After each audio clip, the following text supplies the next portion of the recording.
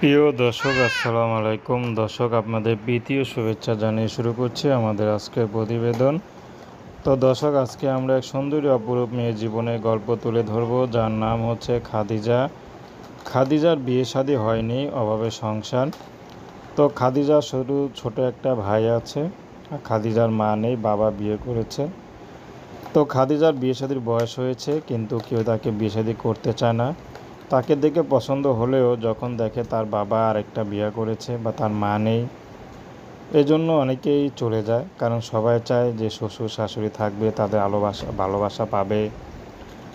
তো খাদিজার একটি কথা, হয়তো শ্বশুর শাশুড়ি না পেলেও একটা স্বামী স্ত্রীর প্রতি যে ভালোবাসা, তার থেকে কোনো কমতি পাবে না। তো খাদিজা বর্তমানে একটা টেলার্সে কাজ করে। তো খাদিজা বেশি পড়াশোনা করতে পারেনি, ক্লাস 4 পর্যন্ত পড়াশোনা করেছে। তো খাদিজার ছোট একটা ভাই আছে, ভাইকেই দেখে। তো মা কাজ করে, মা তো নেই, সৎ সৎ মা আছে। তো বাবা কাজ করে, যা ইনকাম করে তা দিয়ে টুকটাক চলে। তো এখন খাদিজা এসেছে ভালো একটা মানুষের আশায়, যে তাকে জীবনসঙ্গী করবে, তার সম্পর্কে ধারণা নিয়ে তাকে ভালোবাসবে, তেমন মানুষ পেলে বিয়ে করবে। তো দর্শক, প্রেম ভালোবাসা, সাহায্য সহযোগিতা, বিয়ে শাদী করা একান্ত আপনাদের ব্যক্তিগত ব্যাপার। আসুন আমরা 5 ওয়াক্ত নামাজ পড়ি, সর্বদা দেশের সেবা করি। আসসালামু আলাইকুম রহমতুল্লাহি ওয়া বারাকাতুহু।